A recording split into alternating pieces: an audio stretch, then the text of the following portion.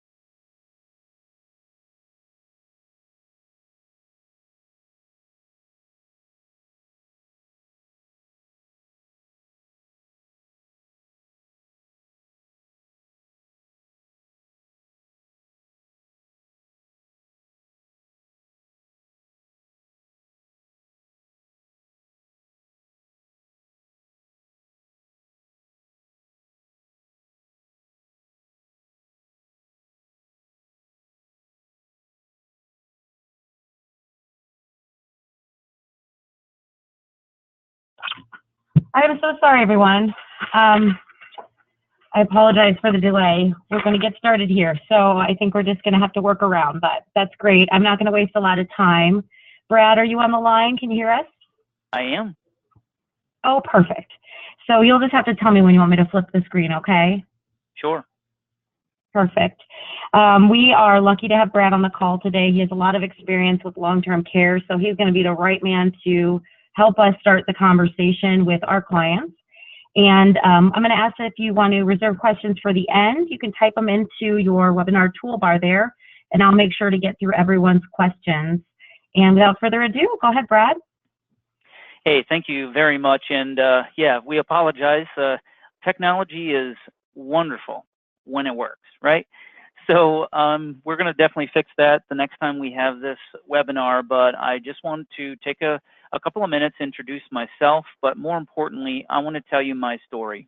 And so again, my name is Brad Shepard. I'm the Regional Sales Director here at One America, and I've been in the long-term care industry. This is my 20th year. I had 6 years starting out selling long-term care insurance and hybrid products to, over the kitchen and boardroom table. And then I was recruited to be a wholesaler, regional vice president for 12 years at Genworth, and have spent the last 2 years here at One America. Now, you may wonder, why in the world did I start in this business? And I started right after I got out of college. About 6 months after I got out of college, I answered a blind ad in the newspaper, and it was unlimited income potential. Now, what 22-year-old kid wouldn't answer that ad, right? Now, I've told you that, but let me just back up, because the reason why I'm going to tell you my story around my family and long-term care is because, quite frankly, everyone on the line today and your clients or prospects have their stories. And today isn't about product. we will touch very briefly at the end on how these solutions can be almost like the wrapper, like the red bow on the package, the plan, but it's all about planning. So here's my story, and I'll make it as short as possible. I grew up in northern Pennsylvania in Potter County. The town is so small, that's why I have to refer to the county in Pennsylvania that I grew up. I grew up on a farm, a 465-acre farm. Now, our family, we were cash poor, literally dirt poor, but we were land rich. And I didn't know any different. Growing up, I thought I had everything in the world. I didn't compare myself to my friends that maybe had a little bit more material things. I had everything in my mind. We grew up in a single wide trailer across the dirt road from my grandparents that owned the farm and were in the farmhouse. Now, that's important because, as you can imagine, that's all I knew was family, taking care of each other, working hard. And so had a wonderful childhood. My grandparents stayed relatively healthy. My grandfather had a heart attack when he was 65, but he weathered that fine and had wonderful years into retirement.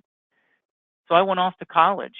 And as you can tell, when I would come home on the weekends once in a while, or especially over the holidays, I would notice things changed. And in particular, of course, with my grandparents. And so as I went through the first 2 years of my college, things really started to go downhill. And so you can tell what's going to happen next, right? That's when the family had to step in. Now, mind you, my father, we were the only ones that lived on the farm other than my grandparents. There were 6 children, including my father. His other 5 brothers and sisters were living somewhere else, enjoying their lives with their children and their activities. So why I tell you this is because when things started to unfold and change, I'll give you one guess what family had to step in and fill that gap. It was my family from my grandparents. And so I finish with, we lost about half of that farm, about 200 acres, to pay for my grandparents' care. And to this day, my father does not have a good relationship with his other 5 brothers and sisters because he was the one that did all the work. My grandparents didn't really do any kind of planning. They didn't have money, so there was really no financial planning. And it was just, hey, survival on the farm. But if they would have had a plan in place, not necessarily insurance in all cases, but if they would have had a plan in place, if nothing else, we may still have lost the farm, but if nothing else, my father and his brothers and sisters may have been able to salvage their relationship as siblings.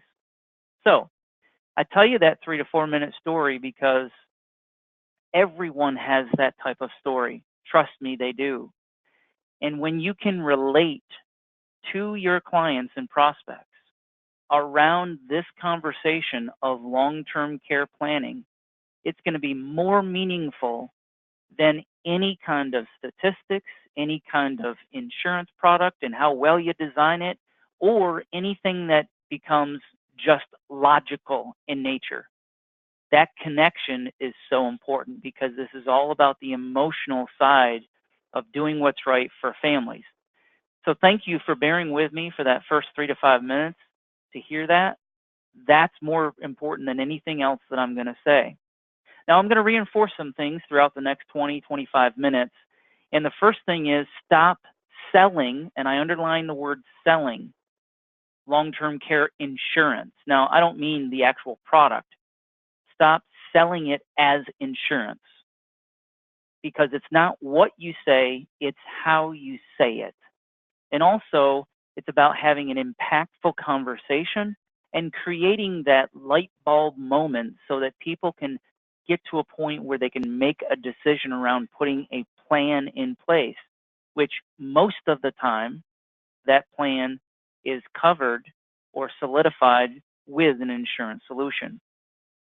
And also, we're going to focus on consequences as a key word, consequences to the family, and believe it or not, income. And you're going to see what I mean by that now.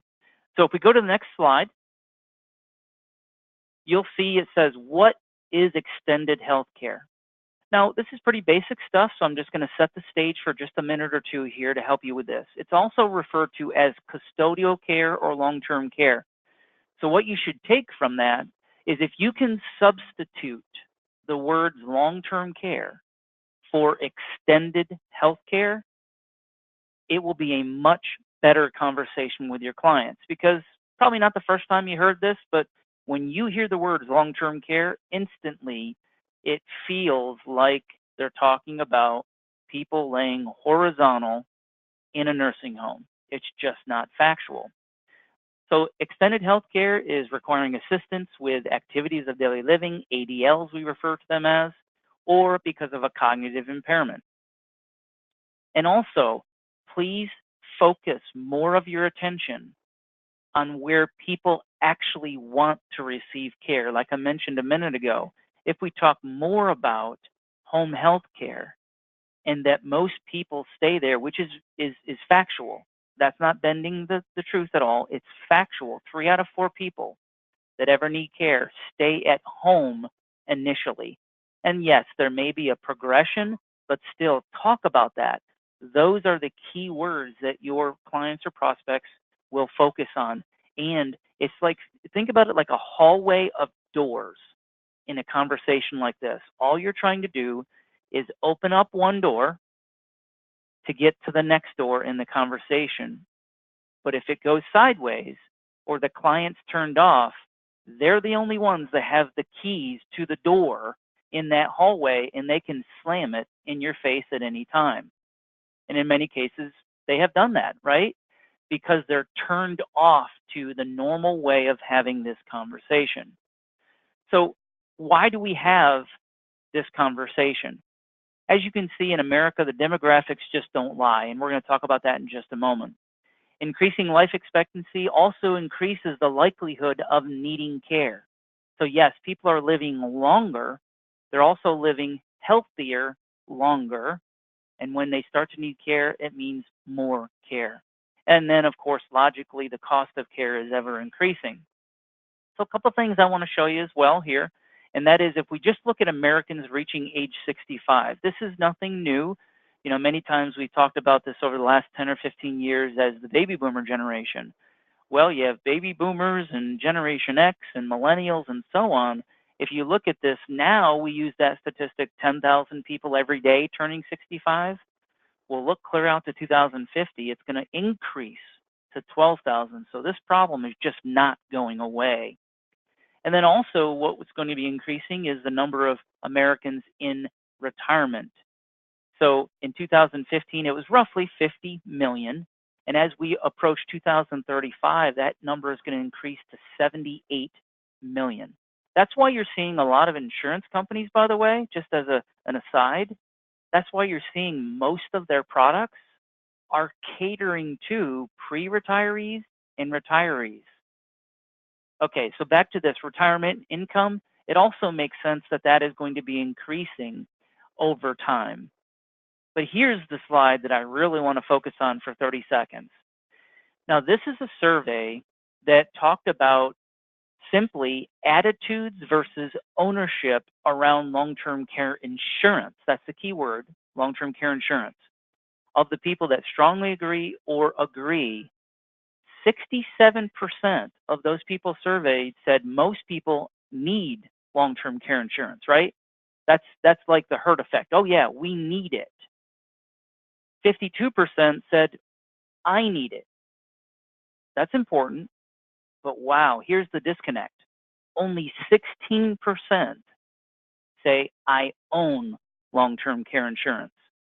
And I think that number is actually a bit high in my opinion, but still, 16%. So you can see the void right there. And what's the disconnect?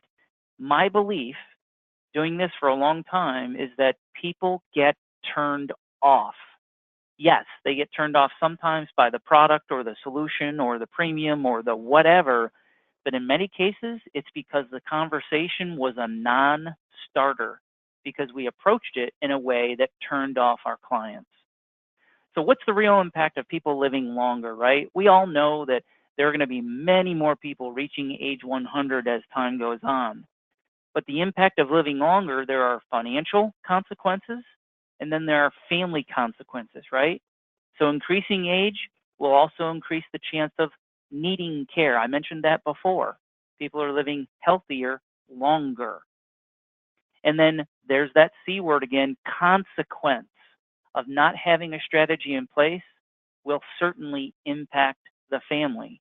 And like I said, it's not about just dollars and cents. My story, that's why I tell my story, because yes, an insurance product could have absolutely helped my family. But more important, if my grandparents would have just been educated on planning in general and they planned for the potential need of this type of extended healthcare event, it could have salvaged those relationships with my father and his brothers and sisters.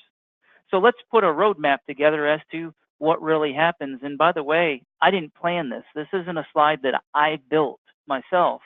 This is just how One America is approaching this conversation, which is almost spot on to what happened in my family. So no plan in place for needing extended health care or long-term care. It means that who will automatically step in and do it? That whole saying, nature abhors a vacuum.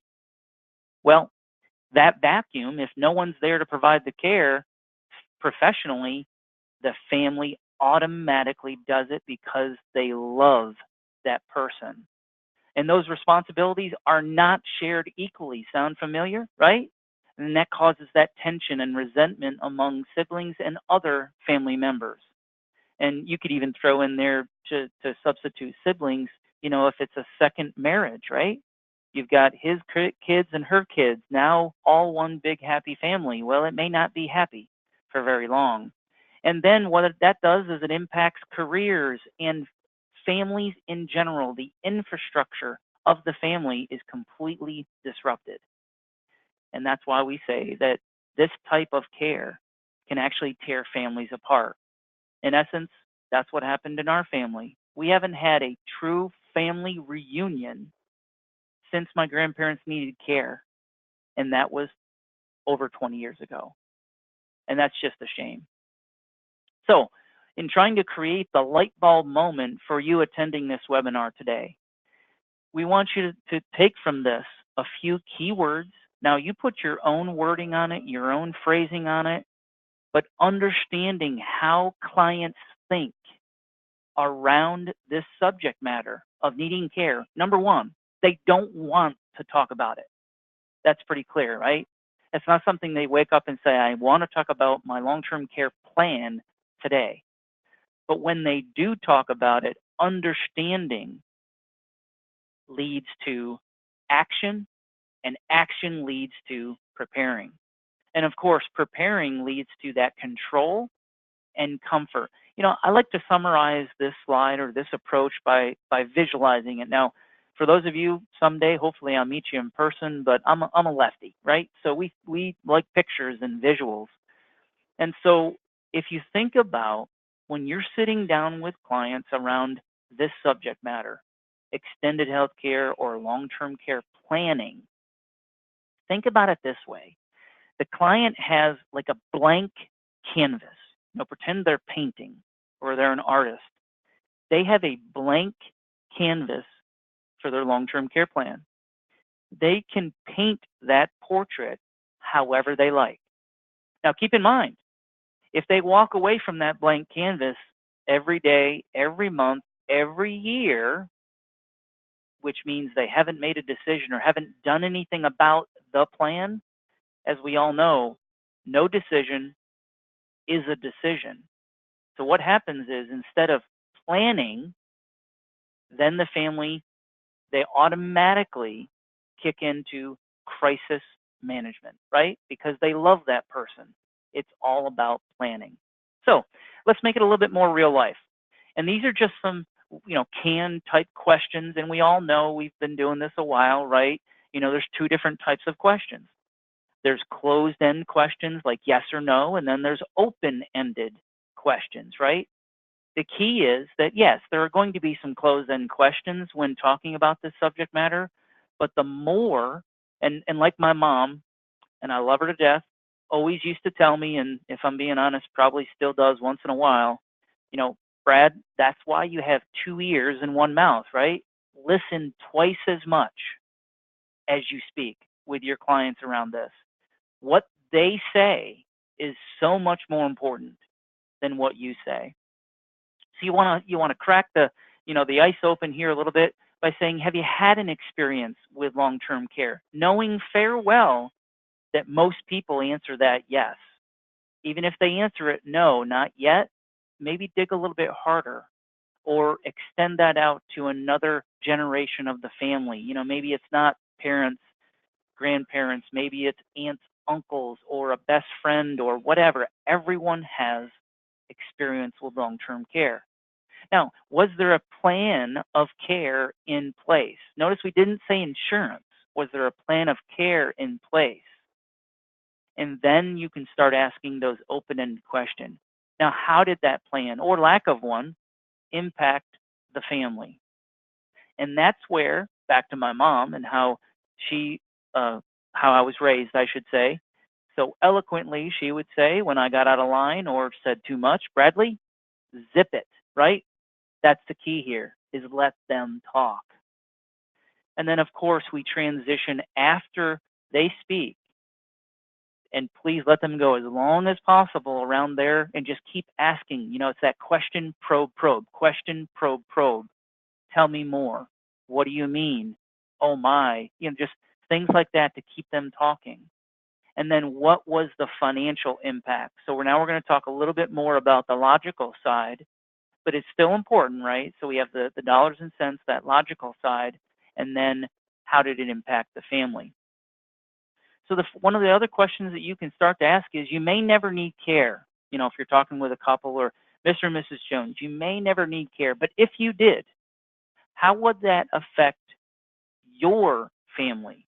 Now, depending on the situation, it may be a single person. They may have a spouse or partner. So you want to focus on those different areas, right? But if there's a spouse or partner, as we all know, providing care is very, very stressful. And it can impact the health of the healthy one that's the caregiver, just like what happened with my grandparents. You would have thought that my grandfather was going to be the one that needed care because of some of his current health issues, but it wasn't. It was actually my grandmother. And my grandfather, big, strong, just strong as an ox, farmer, he still could not take care of my barely 100-pound grandmother. Then, of course, we talk about other members of the family and children. And in many cases, not all, you'll start to hear your clients use the B word, right? And that's burden. And if you hear that B word, they don't want to burden their children, that's just an indicator that you're on the right track. Not that you're trying to get them to think about that, but that's really what you want to think of, is that they are looking at this through the lens of their family and how would they be impacted. Because it's not just about the children providing care. Yes, no one wants their child to actually provide the care, not to go into details. However, it's about, well, what if they're married? What if they're working a full-time job and you require 2 more hours a day of supervision, or whatever it may be? How would that impact them? And then, of course, there are other family obligations, whether they have children that are in sports or other things that they wouldn't be able to go to because of being there for that family member. And then other family dynamics, right? So it's all about, like I said before with my father, the other dynamics could be the relationship amongst the children and what that would do afterwards. So think about that and focus on that with your clients. Unnecessary losses. So this could be a number of other things, right? It could be some of the financial decisions that a client would have to make. Now, you know your clients best. And even if they're a new client to you, ask a lot of questions around their portfolio or how they hold their dollars, what's most important to them. There's a lot of times that, and no fault to anyone on the line, but as an industry, we tend to look at dollars and cents around this as true dollars and cents. Well, depending on how the client holds their money, there may be premature taxation on certain funds, or having to sell a business, or having to sell this, that, or the other in order to pay for this care. Okay? So what I'm really trying to get across to you so far, and we only have about 5 to 7 minutes left, what I'm trying to get across to you is it's not about the solution yet. It's not about how great and wonderful insurance products can be. I would dare to say that if you could focus 75% of your time on the conversation around extended healthcare and consequences, and then what we're going to touch on now is income, you're going to go a lot further with these conversations. So the second question, now, if you did need care, how would you pay for it? Now, some of this becomes education. So this webinar today, it's a short webinar, only 30 minutes. We don't have the time to go over, Medicare and Medicaid. But I will tell you from my personal experience and years of wholesaling experience, most clients don't know the difference between the two M's, Medicare and Medicaid.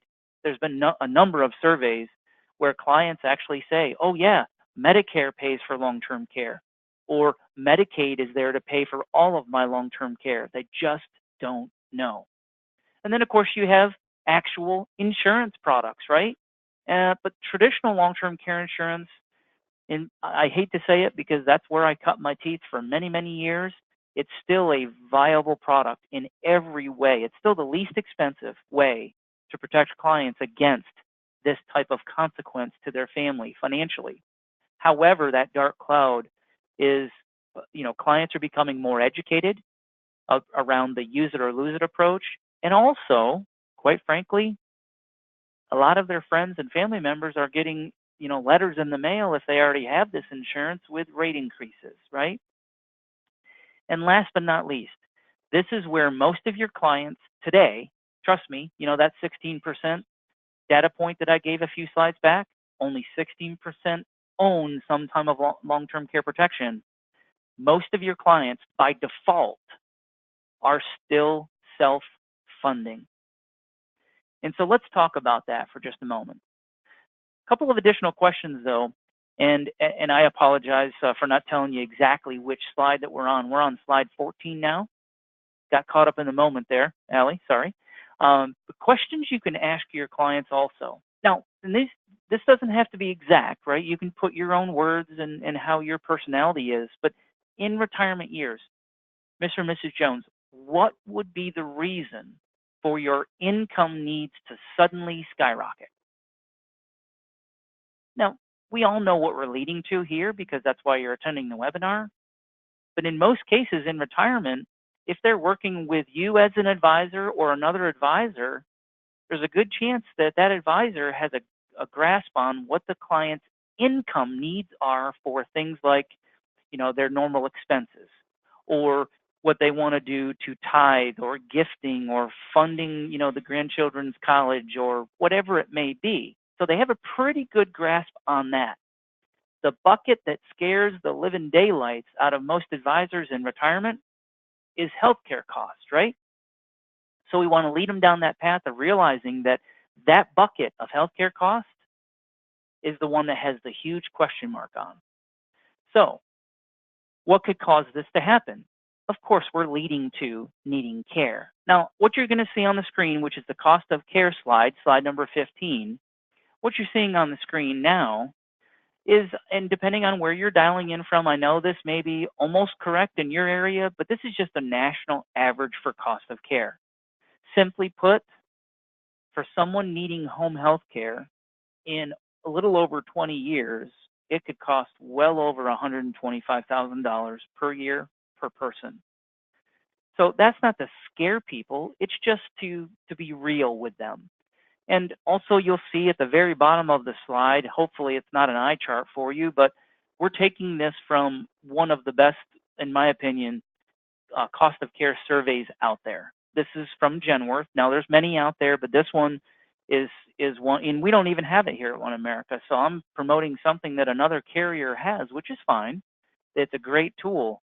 You can actually go to your state, your region, and show with just a simple slide bar a 3% inflationary index clear out to 30 years and what that would cost your client in potential care needs in all levels of care, whether that's home health care all the way up through skilled nursing care.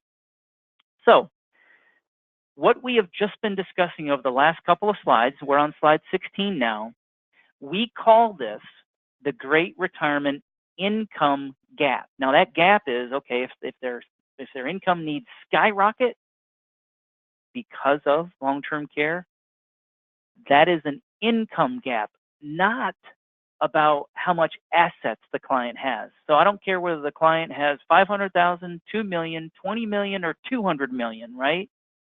It's not about that. We all, when and if we need care, it's about where am I going to write the first check for the first month of care, and then the second month, and then the third month, and so on. That is actually more of an income problem, not an asset preservation problem.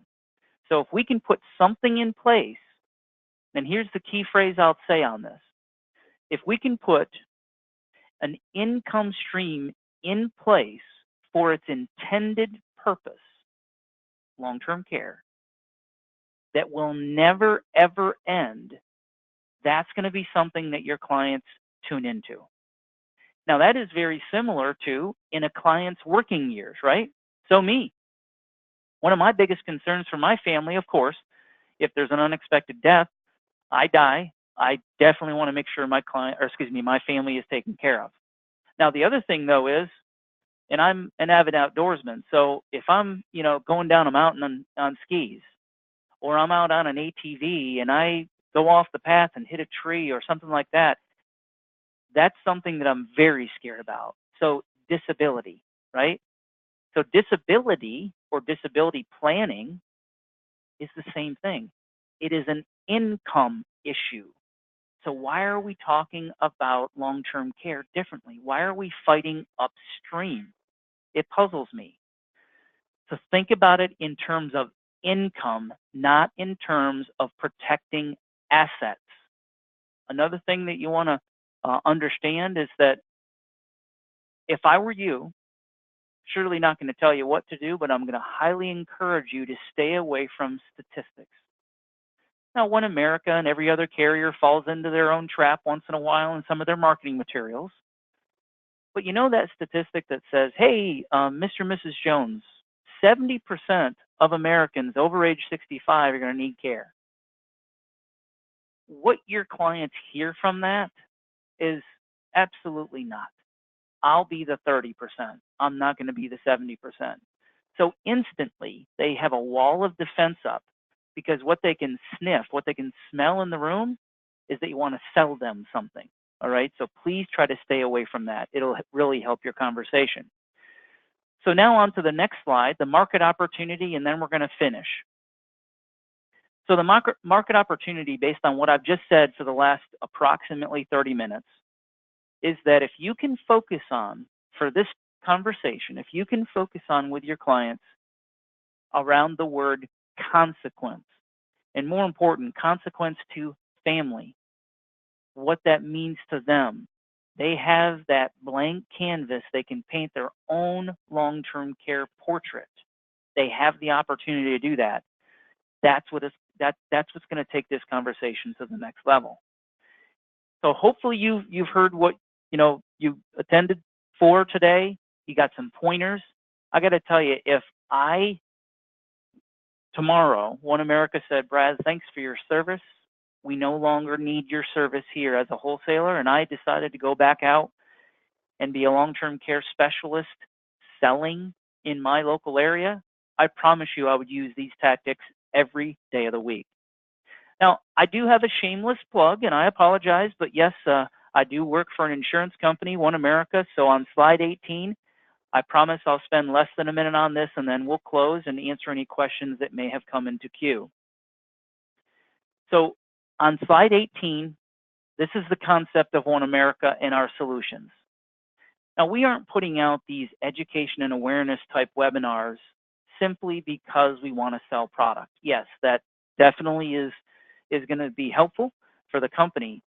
But we know that even if you take this information and you're able to help your clients with other carriers' products, or just having the conversation, even if your client says, thank you for that, my plan is to self-insure, but more important, you help me with setting up my will properly, or my advance directive, or understanding how Medicaid works in conjunction with Medicare. That is going to be more important than anything, okay? But as an insurance company here at One America, here's our shameless plug. What you see on the screen right now, slide number 18, tells the entire story around our solutions. We call them asset-based long-term care. That's not going to be new to many of you on the line. Many of you have sold these types of products in the past, and potentially with One America. But what we have is simply a life insurance chassis or an annuity chassis that can be funded in many ways. In fact, I'll even say almost any way you can think of. Single premium, recurring premium like annual, monthly, limited pay, 10 pay, 20 pay. You can use qualified dollars to fund one of our solutions. And then, of course, 1035 exchange, where there's cash value in a life insurance or an annuity.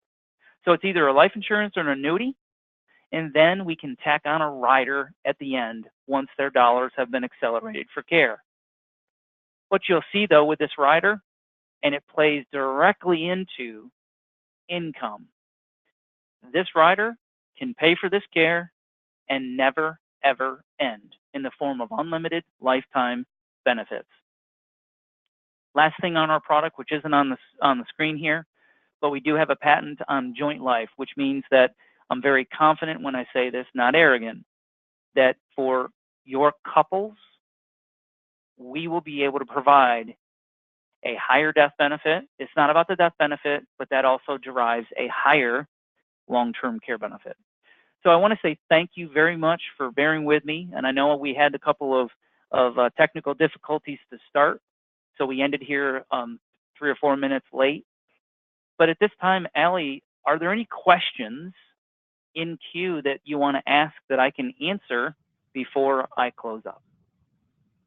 You know, I'm not seeing any questions right now unless anybody wants to write one in, but it looks like we don't have any. So you did a great job. I think everything that you talked about is something we try to preach over here, as far as how core works and what we believe in and doing good discovery. I think this is right in line with that. So we really appreciate you taking the time today. Everyone that's on the call, I will be, this was recorded, and so I'll be putting it up on the website with the supporting materials from Brad that he sent. And if you have any questions, you can let me know, and I can connect you to Brad as well. Yeah, so but Allie, I think that looks, yeah, go ahead, I'll let you wrap.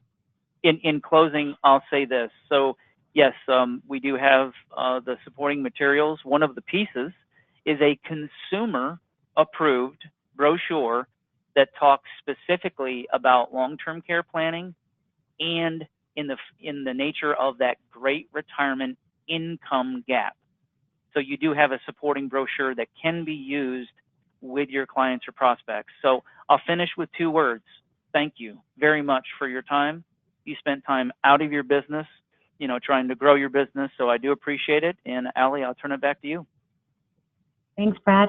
Thanks, everybody. Again, if you need anything, let me know. We'll be broadcasting another webinar live on May 10th with this same topic for anybody that you know that couldn't make it on this call. Thanks again. Have a great day.